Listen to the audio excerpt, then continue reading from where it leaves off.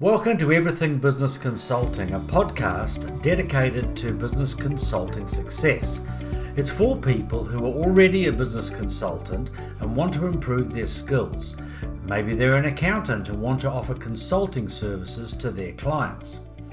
They could be an ex-corporate who wants to get out of the rat race and become a self-employed business consultant, or you've owned a business before and you now want to use the skills that you've learned to help others in business.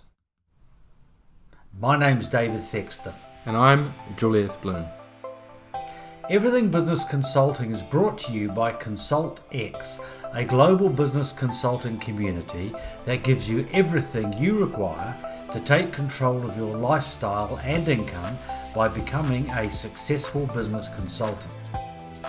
ConsultX guides you through the entire process of building and running your own consulting business with a complete online academy, a system to acquire clients, a framework and software to provide them with real results, an international community of like-minded individuals.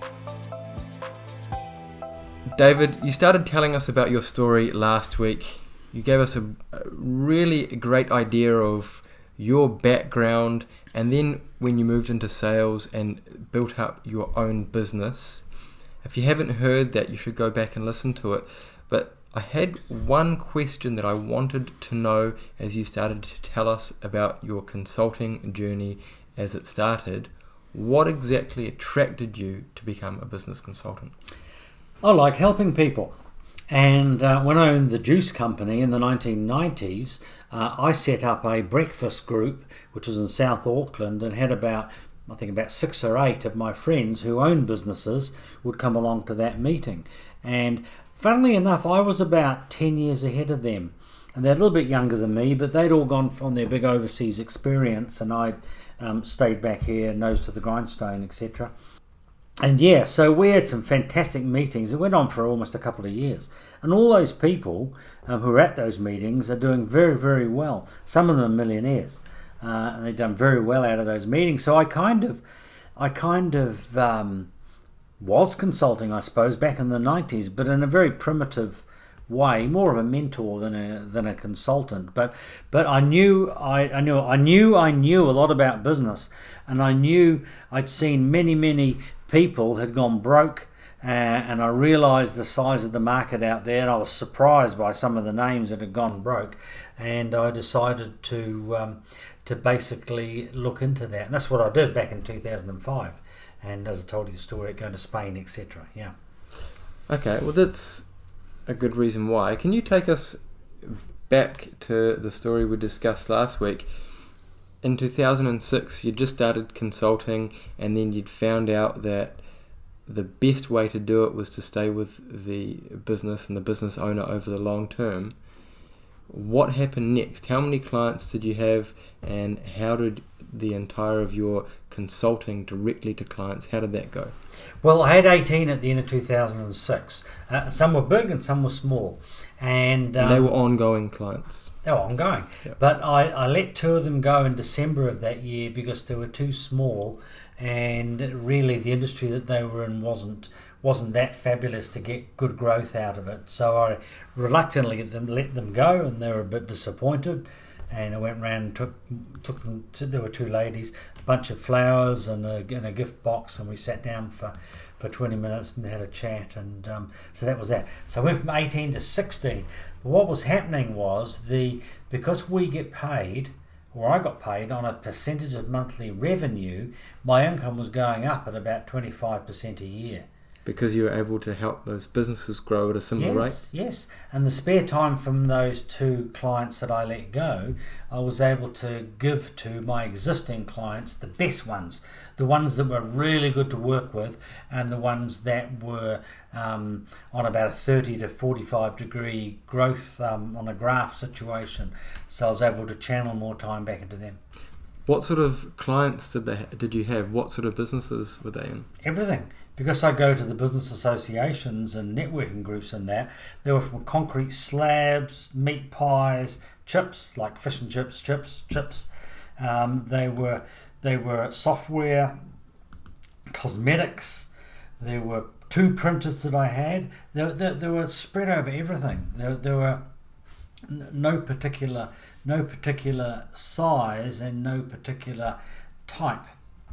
And was that what you wanted when you started out? Did you want to work with all types of businesses? I did. I knew that there was the opportunity to be like vertically integrated and consult to only printers or only beverage companies, things that I knew about, or only radio stations. But I was just exposed to so many business types at these business associations and networking groups that it wasn't. I didn't need to choose, and in fact I think I preferred it better by doing that, because I got experience to so many industries.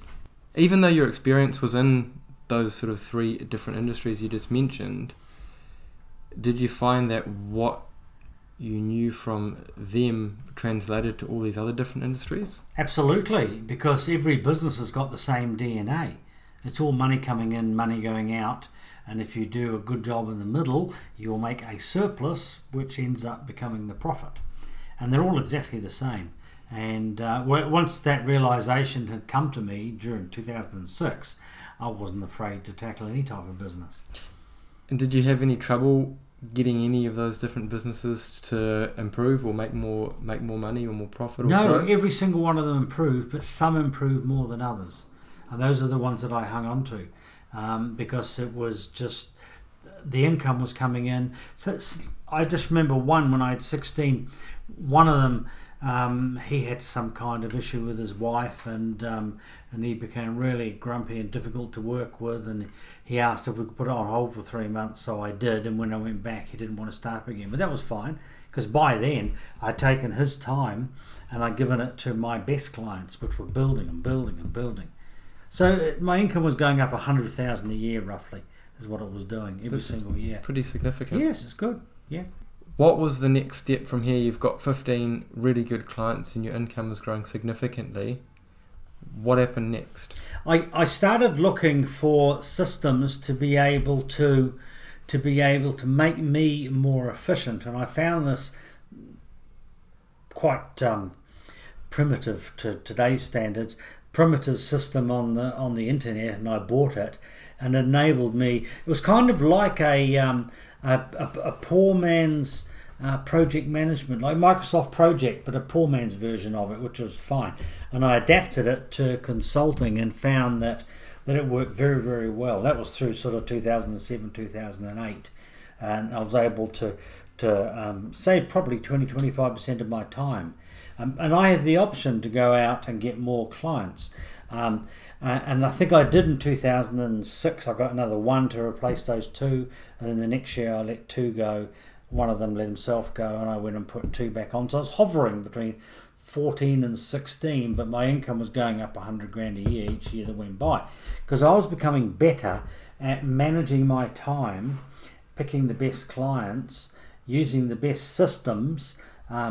Some of those clients I did what we call additional services, which is something like maybe a merger or an acquisition or a joint venture or selling their business, things like that, which I get $25,000 to $45,000 for. What sort of things did you do for that? I put their business, I groomed it ready for sale, and then I advertised it for them, and then I handled all the people who are coming in, all the inquiries, like who best to know about a client's business than me as his consultant. So and I put through 2 or 3 sales of businesses like that, and made quite a bit of money on that. And sky was the limit, really. Like by then I was down to about 30 hours a week, 30 hours a week, because I didn't need to, and I'd take Fridays off and have 3-day weekends and things like that. Okay, and then how did you get to the point where you started ConsultX? Well, after doing this for about 4.5 years, Thexton Consulting, just me and my clients, one of my clients said, David, you need to franchise this. He said, you need to teach other people how to do this, because what you've created here is bigger than you. And you can only handle 15 clients-ish or less, slightly less. And he said, yeah, you should do that. And I said, well, Well, if you join me as my partner, 50-50 partner, let's do it together. So he sold his business and then he bought in and he became 50%, and the company was known as Thexton Armstrong, and we're still in Australia, and we started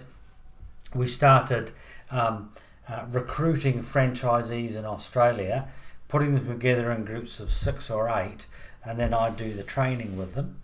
And then every month or 2 months probably, we'd have a whole new batch. So it was about 6 trainings per year. And we kept doing that right through, gosh, it would have been 2010, 11, 12, something like that, maybe even 13. And Wayne got very, very sick and he had to leave. So I bought his shareholding out, or my wife did, and he went on to spend 2.5 years recuperating, and thankfully it was cancer. Thankfully he got rid of it and got a clean bill of health, but he was long gone by then, so I didn't want to come back. What made you want to go down the path of the franchise? I felt it was a very, very unique opportunity to spread the word and teach other people to do it. So that was what we did, and we had a lot of people in Australia and New Zealand, and then we started to get people overseas, and it got bigger and bigger. And then when Wayne left, my wife and I basically ran it between us with a couple of office people helping. How many franchisees did you have over that period of time? Well, we trained over our total period of time, right up until today. I've trained 300, a little bit more than that maybe. And as I said, most of them were in Australasia, but they were peppered all around the world. So we started the franchise, and we had lots of these franchisees, and we decided that we were going to develop an application to help them, and we're going to work towards utilising the internet, which was becoming pretty powerful in those days.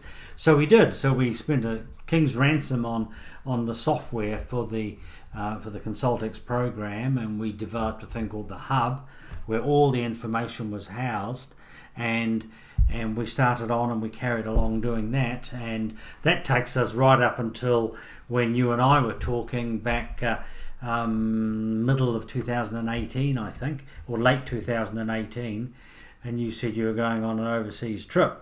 I went, oh, what? And we talked about possibility of you getting involved.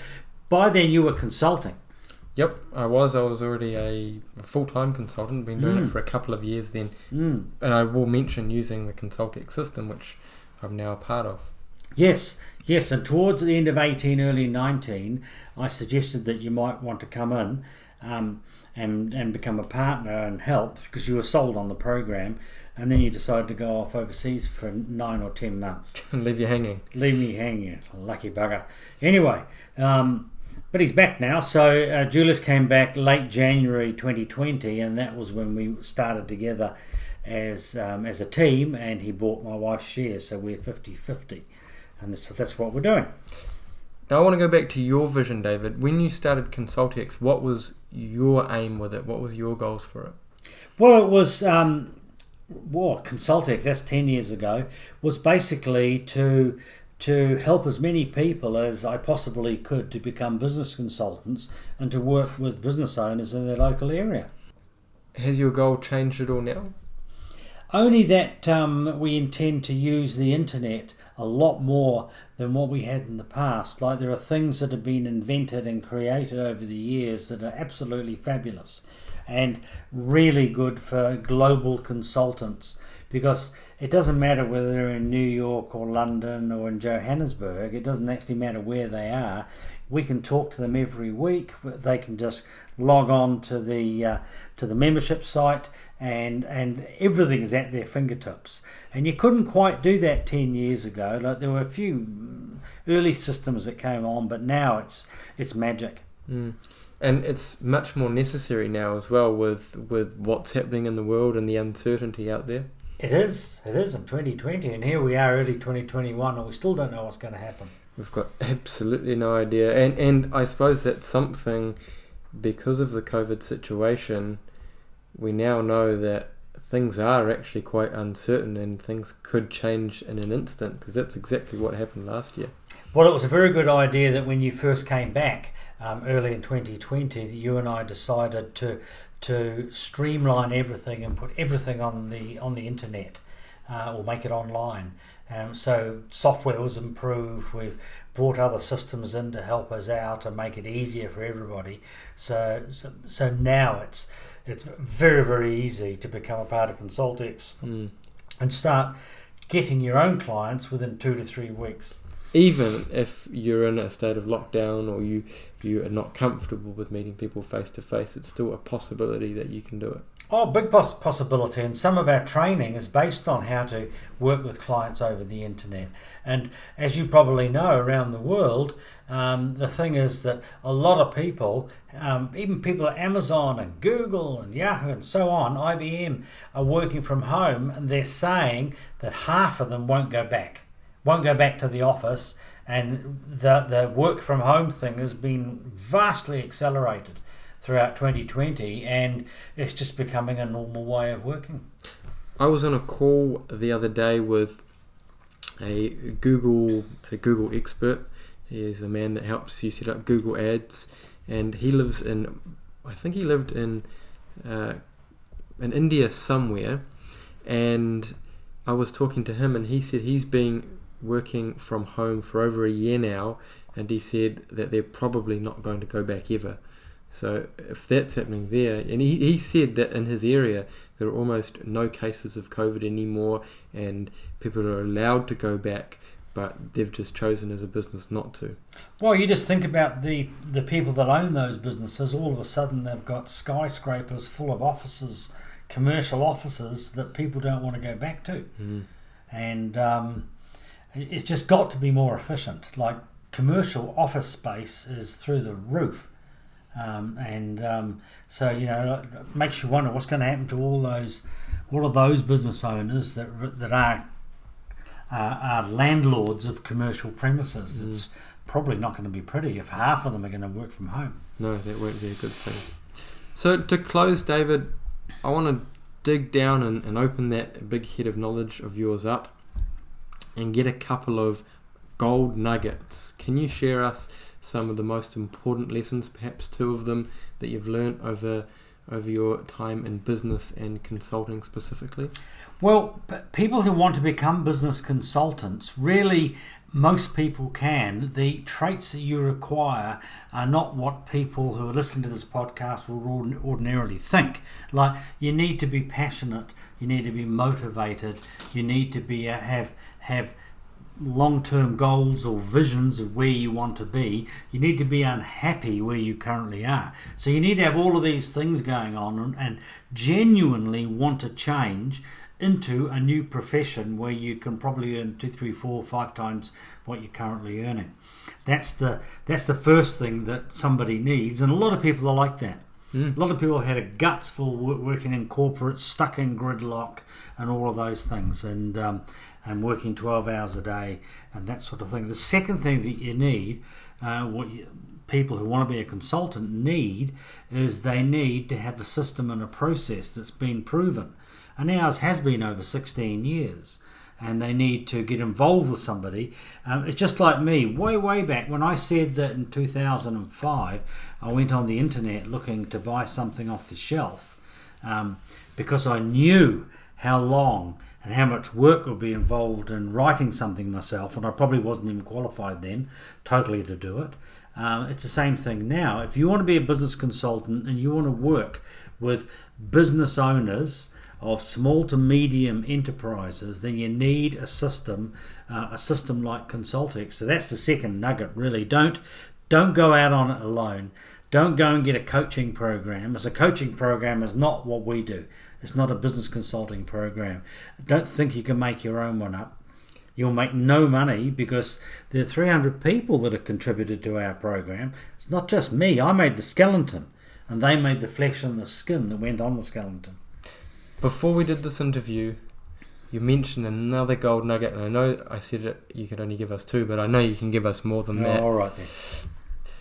You mentioned, just to give you a hint, something about the pool of business owners to choose from? Size of the market.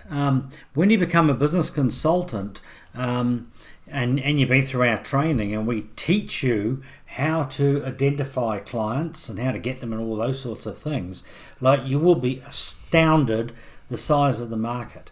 Like, if you've been involved in any form of sales or anything like that in the past, you will all of a sudden, from pre-training to after training, post-training, you'll be in a market like just where we're sitting. We live out in the country in South Auckland, and I'm on a hill. I'm looking out in the distance there, and I can see about 4 industrial areas out there, of which has about 150 businesses there. I could just walk out there, go and meet them and start signing them up. The market is huge, and they're going broke and starting up faster than babies are being born. So you'll never, ever, ever run out of possible prospects, which then become clients, of course. That's what we're talking about, eh? Absolutely. So the market is huge. You should have a system and have passion, motivation, and desire to change to become a consultant. Yeah. So those are the 3 gold nuggets that you've just delivered. Well, thank you, David, for that in-depth and interesting interview. There was actually 2 parts of it. I'm sure our listeners would have gained a huge amount from it. Yeah, I hope so too. I've been doing this since 2005. Julius is about 3, almost 4 years into it, and it's a fabulous profession to get involved with. Like, talk about lifestyle improvement and earnings improvements and things like that. But no, we could spend all day talking about this. We could take that podcast and split it over 8 hours, and I could go even deeper. I'd go a mile deep on each of the things we spoke about. But no, thank you for coming. I appreciate it very much, and I hope that was interesting to you. Before you go, are there any ways that people can connect with you or follow what you're up to? If you want to connect with me, then you can send me a connection request through LinkedIn, or you can go to our website, or you can send me an email, david@consultx.com, or go to the website, www.consultx.com. Right. Well, thanks, David. I gained a lot from that, and I'm sure our listeners did too. ConsultX guides you through the entire process of building and running your own consulting business with a complete online academy, a system to acquire clients, a framework and software to provide them with real results, an international community of like-minded individuals. Also, we have a suite of resources and much, much more. To find out more about this opportunity, visit ConsultX.com.